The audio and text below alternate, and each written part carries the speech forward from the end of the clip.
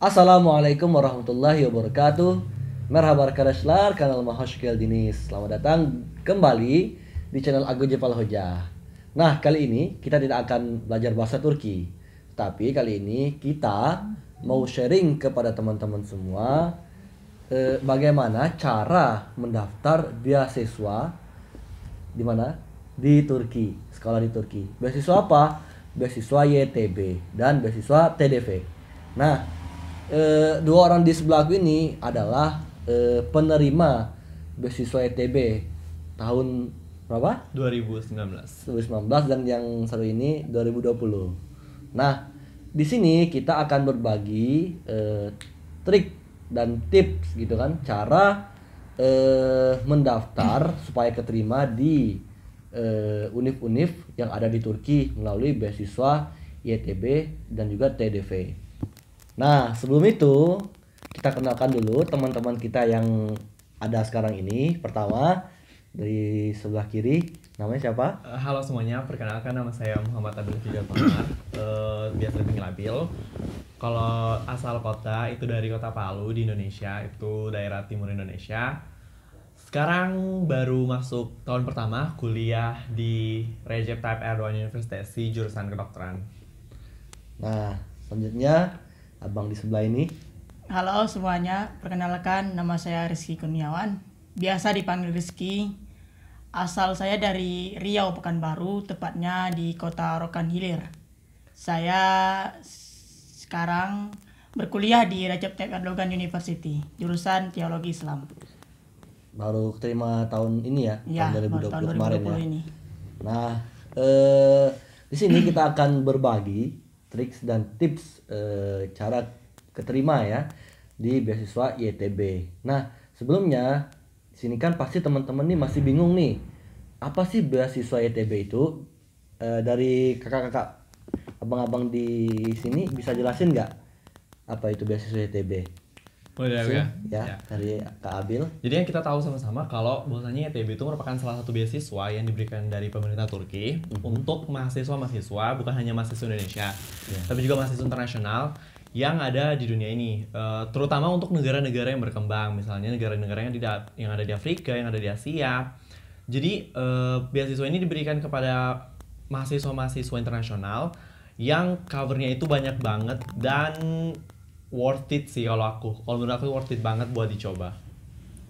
Mungkin Kak Rizky ada tambahan. Nah, Ya, Kak Rizky. sesuai yang disampaikan Kakak Abil tadi di awal, barusan beasiswa YTB ini salah satu beasiswa bergensi yang menjadi incaran para pelajar-pelajar dari berbagai belahan dunia, terutama Indonesia sendiri. Itu aja sih hal utama dari sayanya. Oke. Bedanya sama beasiswa TDV apa? Kan ada dua itu, YTB iya. dan TDV. Mungkin orang-orang bertanya sih ya, bedanya YTB sama TDV itu apa sih? YTB itu apa sih, simpelnya kayak gini aja. YTB itu lebih apa sih, YTB itu kalau kita mau ambil YTB, jurusan yang bisa kita pilih itu lebih banyak dan lebih bersifat umum. Tidak hanya menjurus ke satu jurusan saja. Sedangkan TDV itu menjurus pada satu apa sih, fakultas, yaitu ilmu keagamaan. Oke. Atau yang di Turki biasa kita sebut dengan jurusan ilahiyat. Itu Ilahiyat. jurusan dua kakak ini itu ilahiyat atau jurusan teologi Islam lah istilahnya. Mungkin beberapa orang agak asing dengan istilah ilahiyat, itu namanya teologi Islam. Jadi TDV itu lebih menjurus ke apa, penelitian S1, S2, S3 dari ilmu keagamaan, dan juga TDV itu menyediakan beasiswa untuk anak-anak SMA. Anak SMA. Jadi untuk anak SMA yang mau kuliah sekolah di Turki, TDV juga ada itu. Jadi tamat SMP langsung bisa daftar nih. Ya, Iya. langsung bisa daftar. Bisa Jadi daftar. ya, Oke. mungkin dari SMA ada yang penasaran belajar di Turki, why not? You have to try TDV. I think. Oke. Nah, sekarang ini kan biasanya nih teman-teman bingung nih, apa aja yang perlu disiapkan untuk mendaftar, khususnya jangan beasiswa dulu lah, universitas. Kadang kan kebanyakan teman-teman yang di SMA, baru tamat SMA ataupun yang dari pondok pesantren itu bingung. Gimana sih ngirim ininya, berkasnya, apakah pakai hard copy ataupun soft copy, daftarnya lewat apa gitu. Bisa dijelaskan nggak? Oke, saya Kak Rizky? kalau untuk pemberkasan sendiri itu bervariasi. Setiap orang mungkin, Kakak Abil sendiri mungkin ada variasinya, ada tambahan-tambahan tersendirinya. Tapi kalau untuk saya pribadi itu saya tidak banyak kali menyampaikan berkas-berkas yang saya lampirkan, hanya sekedar 5 atau 6 berkas yang mungkin menjadi tolak ukur bagi kita semua para pelajar untuk mendaftar gitu. Jadi ada ijazah, ada transkrip nilai, ada surat recommendation, Rekomendasi, motivation letter, sertifikat, ya, tambahan ya, ada tambahan, dan terutama itu identitas diri seperti paspor. ya. Jika tidak punya paspor misalnya nih masih belum nyampe 17 tahun atau apa, bisa gunakan akte kelahiran Akte gitu. kelahiran. Oh, jadi paspor ini penting ya, jadi Penting banget untuk semua bukan kalau hanya daftar. untuk ke luar negeri aja, untuk daftar sebelum ke luar negeri juga harus punya yang namanya paspor. Nah, berarti ini bentuknya soft copy ya? Ya, soft berarti copy. bukan hard copy-nya. Bukan. Jadi kita daftarnya ke website setiap univ ataupun untuk yang khusus yang YTB ini berarti ke website YTB-nya ya. Iya. Nah, perlu diketahui juga teman-teman, jadi YTB ini telah membuka pendaftaran mulai hari ini ya, hari kita tagging video ini hari Ahad tanggal 10 ya, tanggal Ya, 10 10 ini hari. udah dibuka waktu Turki. Jadi nanti penutupannya juga waktu Turki ya. Iya. Gitu. Sampai 1 bulan ke depan nanti Sebulan pendaftarannya. ke depan, Ya, lebih tepatnya tanggal 20 Februari tahun 2021. Ya, sampai tanggal 20 Februari 2021. Nah, sekarang cara mendaftarkannya itu pertama kan pastinya lewat website ya, website univ. Bisa nggak apa aja yang perlu kita daftarkan, seperti misalkan buat akun gitu segala macamnya, bisa dijelaskan nggak itu? Siapa? Aku Kak. Ya, dari Kak Abil dulu lah, Nggak tadi ada kan aku ini ya. Kak Rizky udah selesai. Oke.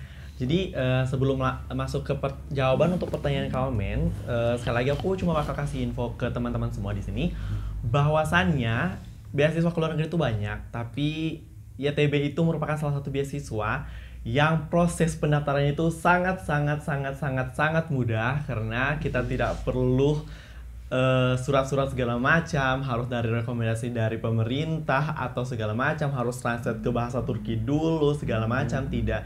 Jadi karena kemarin aku tuh sempat upload, aku tuh uploadnya bukan pakai bahasa Inggris, bukan pakai bahasa Turki, pakai bahasa Indonesia. Pakai bahasa Indonesia. Pakai bahasa Indonesia. Oke. Dan itu diterima. Jadi kita itu boleh upload dokumen itu dalam bahasa ibu kita, bahasa Indonesia, intinya bahasa Indonesia lah, bahasa ibu kita. Jadi nggak perlu translate ke bahasa Inggris dulu atau bahasa Turki dulu, nggak usah panik. Kalau gitu aja. Terus untuk dokumennya apa-apa aja yang harus disiapin, terus apa-apa aja yang harus kita bikin. Pertama kita itu harus punya yang namanya akun YTB. Kalau kita nggak punya akun YTB, Akun ini sangat penting banget loh. ya, Akun betul ini sangat banget. penting. Akun itu penting banget karena kalau kita nggak punya akun, kita nggak bisa mendaftar YTB. Setelah kita bikin akun, nanti kita akan mengisi beberapa hal-hal yang perlu kita isi. Misalnya yang tadi sudah Kak Rizky bilang, dari surat rekomendasi, ijazah, transkrip, paspor segala macam. Nanti di situ bakal ada tabel-tabel yang harus kita isi. Jadi di situ juga pakainya bahasa Inggris, nggak pakai bahasa Turki. Jadi buat yang nggak tahu bahasa Turki sama sekali, itu ada pilihan menu option untuk pakai bahasa Inggris, tapi nggak ada bahasa Indonesia sayangnya. Nggak ada. Karena as we know, bahasa yang dipakai di YTB sendiri itu bahasa Inggris, bahasa Turki, bahasa Arab, atau mungkin ada yang tahu bahasa Arab, nanti itu bisa pakai bahasa Arab atau bahasa Prancis, bahasa Rusia itu. Oh, jadi pertama buat akun dulu ya? Ya, akun dulu. Buat akun. Nah, kedua ini apa nih langkah kedua? Langkah kedua adalah mengisi tabel-tabel atau data diri kita. Nah, jadi tabel-tabel data itu ada banyak nanti. Nanti dia tuh muncul di sebelah kiri. Yang harus kita isi adalah pertama data diri, nama segala macam. Terus yang kedua adalah data keluarga. Dan jangan sampai salah mengisinya. Jangan sampai salah, ya benar Sangat banget. penting. Jangan sampai salah. Satu huruf itu sangat fatal banget. Karena aku kemarin kayak gitu, aku sempet salah satu huruf dan itu fatal banget. Aku susah banget ngurusnya pas sampai di Turki. Terus setelah data diri keluarga itu mencakup apa sih, income Pekerjaan orang keluarga, tua, pekerjaan orang atau tua, apa nama semuanya. orang tua segala macam. Kemudian riwayat pendidikan kita dari SMP, nggak dari SD, jadi dari SMP Dari terus SMA. Terus selanjutnya adalah organization. Jadi apa sih riwayat organisasi kita, apakah kita aktif organisasi atau enggak. Kemudian kegiatan volunteer, kemudian kegiatan internship kita, siapa tahu pernah magang. Untuk anak-anak SMK terutama yang mungkin pernah magang di suatu corporation atau perusahaan, itu sangat berpengaruh banget. Kemudian bahasa, kemampuan bahasa kita nanti kita kasih tahu di situ. Kemudian pengalaman kita di Turki, apakah kita pernah datang ke Turki atau enggak. Betul. Terus pengetahuan kita tentang bahasa Turki. Itu kalau nggak tahu, isi aja nggak tahu, itu nggak bakal berpengaruh kok. Karena yang bagian tabel terakhir itu merupakan tidak penting banget lah. Jika misalnya Ya. tidak punya TOEFL atau IELTS, tidak apa tidak diisi. Walaupun misalnya ada gambar silang nantinya, tulisan silang di tabel tersebut, itu tidak apa-apa. Yang paling penting itu di tabel awal. Tabel awal, kedua, ketiga, dan keempat itu sangat penting untuk diisi. Misalnya ada kesalahan sedikit saja dari situ, nantinya yang seperti yang sampaikan Kakak Abil tadi, itu ada kesusahan nantinya ketika ngurus-ngurus berkas-berkas nanti di Turki ya, seperti itu. Ya. Nah, berarti tadi yang kedua mengisi data diri gitu kan ya. Iya. Dan buat tambahan tadi mungkin pengalaman kerja, pengalaman magang gitu kan ya. Magang ya lebihnya Ya, kalau magang. anak Anak SMK SMK. itu ya. Kemampuan bahasa dan lain-lain. Nah, setelah itu apa nih? Langsung apply ijazah sama transkrip nilainya kapan ini? Itu diisi pas kita ngisi riwayat pendidikan. Nah, pas isi riwayat pendidikan gitu Ya, kan ya. riwayat pendidikan nanti Oh, diisi. berarti gini, berarti udah ada step-stepnya ya. Iya, Ya. udah ada step-stepnya. Tinggal kita ngikutin aja Iya, gitu kan ngikutin ya. aja. Jadi nggak perlu pusing, nggak perlu panik. Itu nggak bakal susah kok. Iya, jadi jangan teman-teman takut nanti ini nanti stepnya apa lagi Kak, ini stepnya apa lagi gitu. Jangan takut, ikuti aja proses-proses yang ada di aplikasi website YTB itu, aplikasinya sendiri. Nanti jika teman-teman sudah mengisi tabel pertama, otomatis dia akan lanjut ke tabel kedua, betul ya Kak? Ya, Agil? betul, Kak. Akan berlanjut sampai tabel-tabel berikutnya gitu. Jadi jangan takut atau jangan apa gitu, jangan ragu untuk ngisinya. Isi aja terus. Oke, selanjutnya, nah ini nih, tadi ada yang Kak bilang tadi, Bang Rizky ini bilang tadi motivation letter ya. Iya. Nah itu gimana itu ngisinya itu? Motivation letter ini seperti motivasi untuk kita. Apa sih motivasi kita untuk bisa kuliah ke Turki? Kenapa mau ngambil jurusan itu? Kenapa? Ya bagi macam ya, mungkin pertanyaan-pertanyaan yang muncul nanti di aplikasi tersebut. Pengalaman saya tahun lalu di 2020 ketika saya mendaftar, itu tidak ada pertanyaan-pertanyaan seperti tahun-tahun sebelumnya. Mungkin di tahun Kakak Abil mungkin ada pertanyaan gitu. Tahun aku juga nggak ada. Udah nggak ada. Mungkin Kak Abil juga tidak ada lagi gitu. Jadi mungkin 2 tahun belakangan ini tidak ada lagi gitu ya. Biasanya tuh nanti ada tiga pertanyaan. Mungkin kenapa memilih Turki, kenapa memilih jurusan itu, dan apa satu lagi mungkin saya agak lupa. Tapi intinya di motivation letter ini kita menceritakan tentang diri kita sendiri. Apa sih kemampuan kita, apa sih basic kita gitu. Apa sih yang kira-kiranya YTB itu wajib ngasihnya ke kita gitu. Kita ini kita punya bakat seperti ini, dan YTB itu layak memberikan itu kepada kita. Itu motivation letter itu sendiri. Bedanya sama letter of intent itu apa? Nggak ada bedanya, sama aja. Sama aja, berarti letter of intent itu kan berisi pertanyaan, terus kita jawab gitu ya. Jadi di kolom letter of intent itu nanti kita bakal dikasih satu kalimat. Nanti dia bakal kasih tahu di situ. Beritahu kenapa Anda memilih Turki, Anda memilih jurusan tersebut, dan plan Anda ke depannya apa gitu. Iya. Di situ ada kalimat di situ, nanti kita jelasin. Jadi bukan dalam bentuk pertanyaan tapi dalam bentuk pernyataan. Gitu. Oke, berarti step-stepnya yang kita ngikutin aja lah yang ada di aplikasi itu. Perlu diketahui juga teman-teman, setelah buat akun itu berarti belum selesai ya. Belum. Harus ngikutin step-step selanjutnya. Ya. Karena kan ada kemarin itu teman-teman yang bertanya, saya udah ngisi nih akun doang, ternyata belum apply. Belum apply. Jadi beda gitu. Nah, jadi kan step-stepnya udah selesai. Sekarang gini, kita bicara tentang tips dan triknya nih, gimana cara keterima di beasiswa YTB dan ataupun TDV ini. Hanya saja bedanya TDV tadi agama ya. Ya, Caranya lebih sama fokus aja ya. ya. Caranya sama aja. Sama aja. Nggak ada Nah, beda. yang YTB ini untuk S1, S2 dan S3 ya. Iya, benar banget. Kalau yang TDV ini Untuk yang melanjutkan pendidikan SMA dan S1 saja. Oh ya, iya, terus itu juga selain S1, S2, S3 disediakan beasiswa buat yang mau research, yang mau buat penelitian. Oke, research ya. Gitu. Sama kalau misalnya yang di Turki yang belum keterima sama sekali beasiswa YTB itu ada yang namanya Başarı Bursu ya, apa? Bahasa Bursu. Iya, apa namanya, kurang tahu beasiswa Untuk masuk asing yang dari Turki. Yang dari Turki tetapi belum keterima beasiswa YTB, tetapi dia mau mencoba. Jadi sukses apa tuh namanya? Kalau dalam bahasa Turki kan sukses kita kan ya, bahasa itu sukses. Iya. Scholarship ya, Scholarship. scholarship gitulah. Jadi ada persyaratan sendiri, kayak misalnya IP-nya harus 2,5 apa 2,75, nah seperti itu. Nah sekarang kita fokus dulu untuk yang teman-teman yang habis lulus SMA nih. Nah batas akhirnya umur berapa tahun nih untuk Oke. daftar YTB ataupun TDV? Untuk yang S1 itu, mungkin Kak Rizky mau jawab dulu. Oke, ya untuk ya saya jawab bagian YTB ya.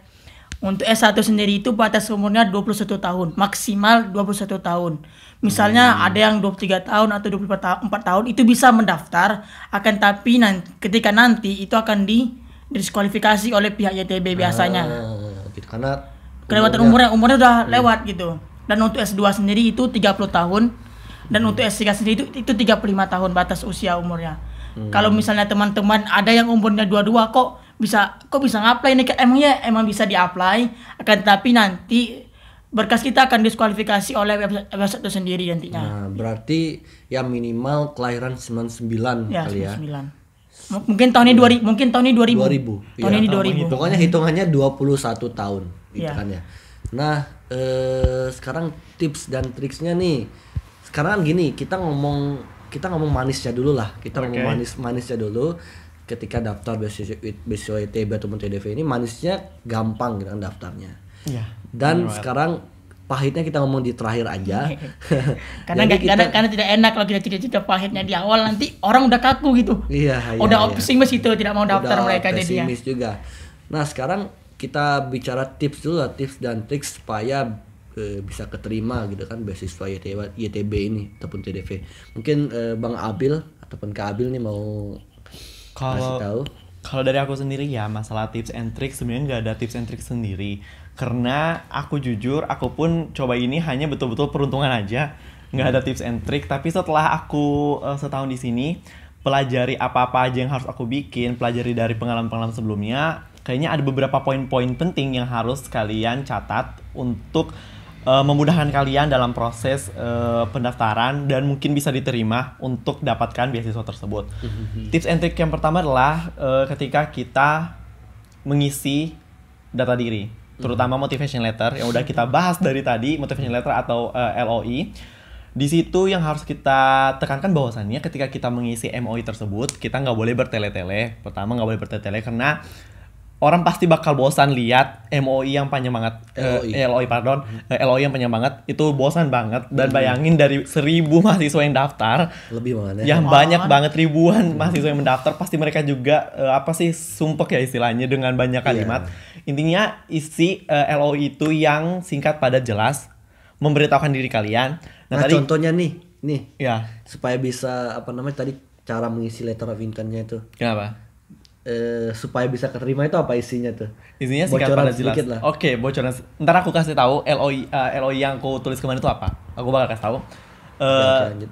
Terus yang tadi Kak Rizky bilang bahwasannya ketika kita mengisi LOI tersebut kita harus memberitahukan kemampuan diri kita. Kenapa YTB harus memilih kita. Itu penting banget. Tapi satu lagi yang harus diingat bahwasannya jangan terlalu melebihkan diri. Jangan terlalu melebihkan diri karena takutnya kalian tidak sanggup ketika sampai di Turkinya. Takutnya kalian terima tapi tidak sanggup. Istilahnya gini ya. Tidak sesuai ekspektasi. Istilahnya gini. Aku tuh kemarin, aku jujur, aku bilang aku nggak tahu menghitung. Aku tulis di LOI aku bilang aku nggak tahu menghitung. Aku bodoh matematika, aku bodoh masalah perhitungan. Biarpun penjumlahan aku nggak tahu. Dan kalau seandainya aku nggak kasih tahu, aku ada kemungkinan bakal dimasukkan ke teknik biomedical. Yang dimana itu bakal menyiksa aku lebih di Turki. Karena aku nggak tahu menghitung dan ditambah lagi bahasa Turki. Jadi untungnya kemarin aku kasih tahu aku nggak tahu menghitung, tapi aku tahu aku tuh suka biologi. Makanya aku alhamdulillah bisa dapatnya di kedokteran. Jujur kemarin aku nggak ada daftar kedokteran sama sekali. Iya. Di apply itu aku nggak ada daftar kedokteran, aku daftarnya biomedical, agriculture, psikologi sama fisioterapi, tapi diterima di kedokteran.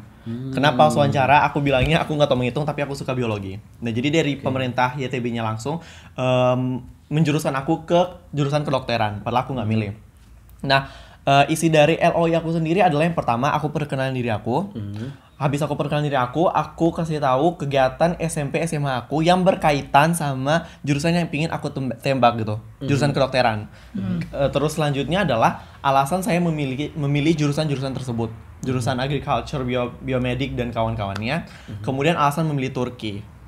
Setelah memilih Turki, saya beritahu plan saya ke depannya apa. Ya, ini penting ya ini. Penting Iya. banget plan saya ke depannya apa, karena mereka inginkan orang yang mempunyai plan, yang mempunyai wawasan ke depan, bukan hanya stuck di tempat atau hanya jangka misalnya pendek. walaupun kita nggak ngasih planning kita di akhir, misalnya di awal-awal kita bagus nih motivation letter kita, tapi kita nggak punya planning itu. Ya. Ketika kita tamat nanti, apa planning kita itu bisa jadi akan tidak diterima sama pihak ITB karena dia melihat misalnya gini, aku udah ngasih kamu uang tiap bulan, tiap tahun lagi bahkan sampai 5 tahun itu. Apa yang akan kamu kasih untuk kami? Dan apa yang akan kamu kasih untuk negara kamu sendiri? Seperti itu misalnya. Ya, jadi mereka itu mau orang yang mempunyai plan gitu, nggak hanya stuck gitu. Mereka nggak bakal pilih orang yang seperti Betul itu. sekali.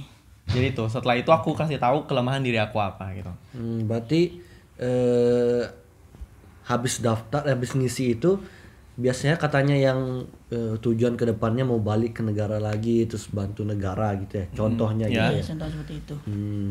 Nah sekarang tadi kan udah ngisi step-stepnya ini udah selesai semua, LOI segala macam udah selesai. Nah sekarang nih ada tahap terakhir lagi ya kan. Jadi kan tahap pertama udah ngisi nih, udah keterima nih formnya, aplikasinya. Berarti kedua ke wawancara ya kan. Ke wawancara ini adalah tahap terakhir ya gitu ya. Tahap terakhir. Nah ketika di wawancara itu di mana itu wawancaranya? Kalau wawancara sendiri ada 2 pilihan untuk Indonesia sendiri. Pertama itu di Jakarta dan di Aceh. Oke. Jadi ada 2 kota. Tahun ini online apa offline?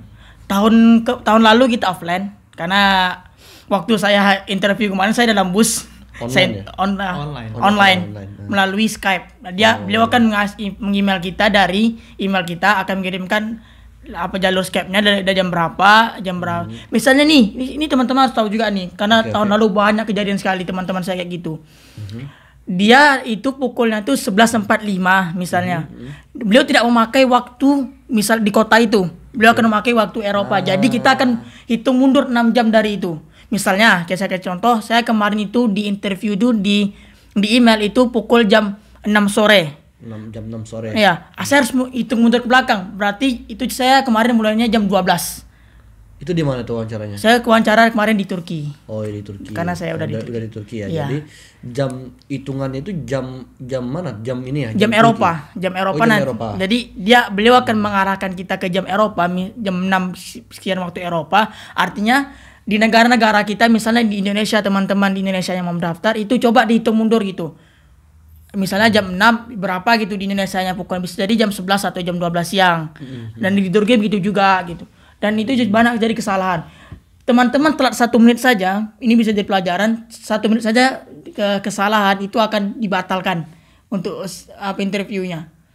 Wajar cuma 1 menit saja akan dibatalkan sama sekali. Dia tidak akan menerima telepon dari kita. Walaupun kita telepon beribu-ribu kali, kita email beratus-ratus kali, beliau tidak akan membalas email kita dan tidak akan mengangkat telepon dari Skype kita.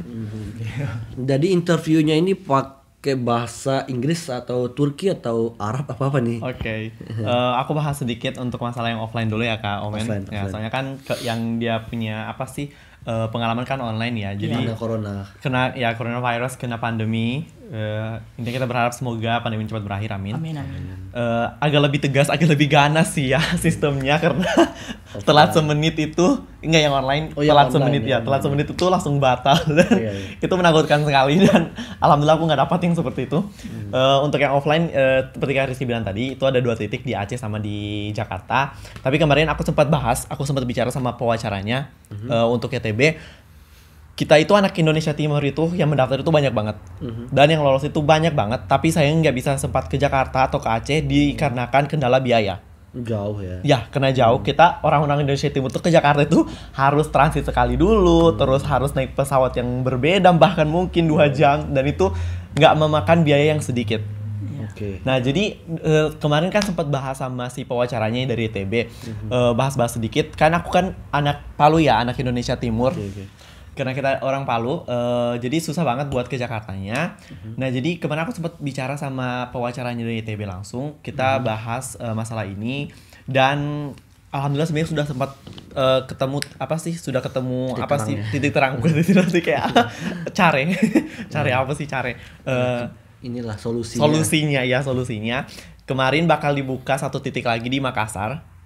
Itu khusus anak-anak Indonesia Timur. Jadi buat kita orang-orang Indonesia Timur, anak-anak Indonesia Timur yang mendaftar, beruntunglah kita bakal dibuka lagi satu titik wawancara itu di Makassar, dan itu bakal sangat mempermudah kita anak-anak Indonesia Timur untuk mendaftar di YTB dalam hal proses wawancara sendiri.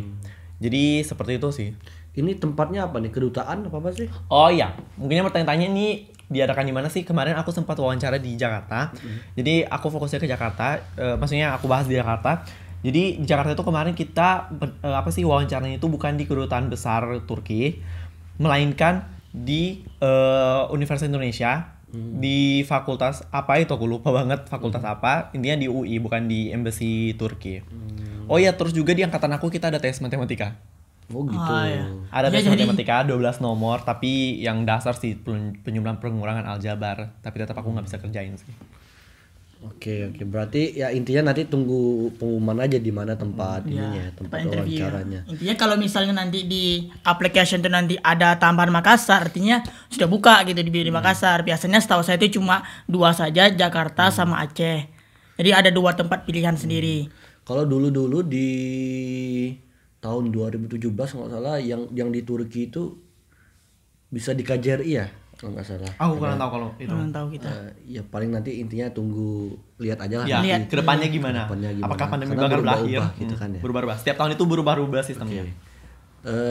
Nah jadi stepnya gitu buat akunnya ya, buat akun, terus ngisi data diri, habis itu terakhir apply. Nah habis apply ini kalau kita beruntung nih keterima, ada tahap terakhir namanya wawancara. Habis wawancara nanti tunggu lagi dapat email yang datang dari ETB. Kalau keterima ya keterima, kalau enggak ya malesef ya. Males ya. Sayang sekali gitu. Tapi biasanya kalau udah ngikuti interview itu 80% keterima, kata 80% lebih keterima kalau udah mengikuti tahap interview.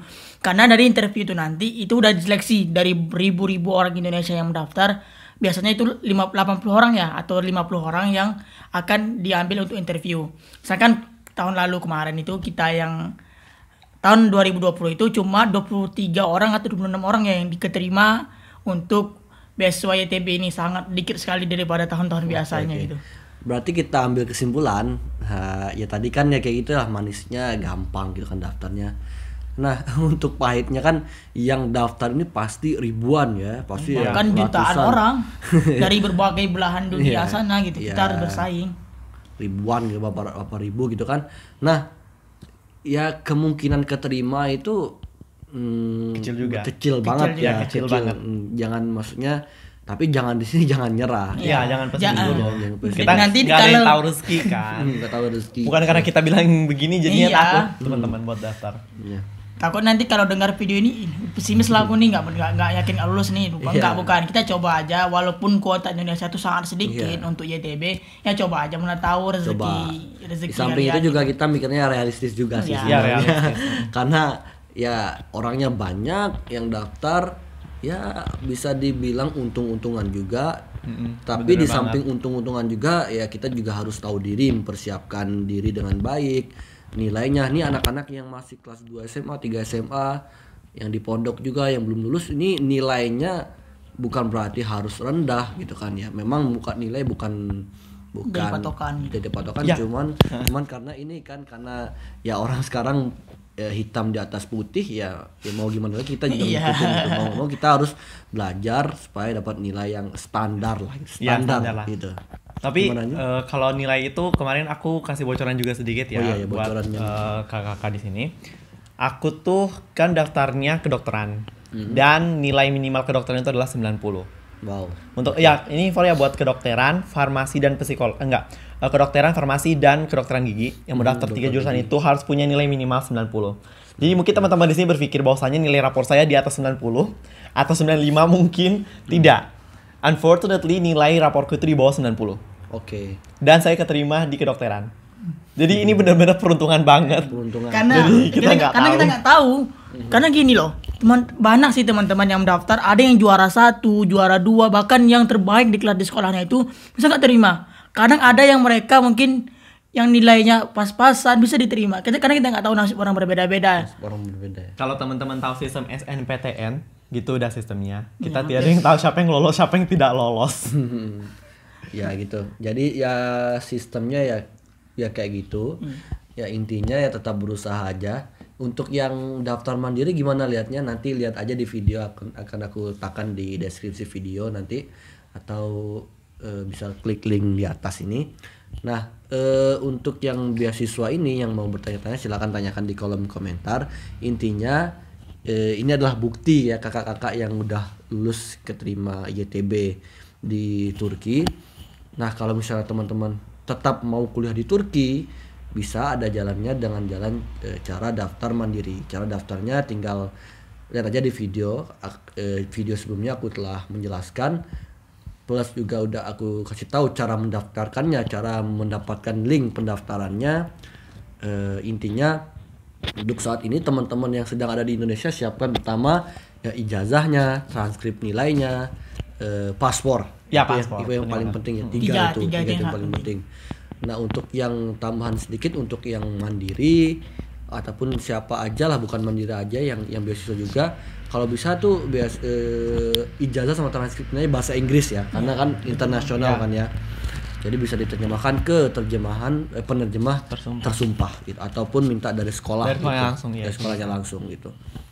Oke, mungkin dari kita itu aja. Semoga bermanfaat. Kalau ada pertanyaan silakan tanyakan saja. Bisa DM di Instagram juga ya. Di Instagram kakak-kakak ini, abang-abang ini, silakan kalau ada pertanyaan bertanya gitu.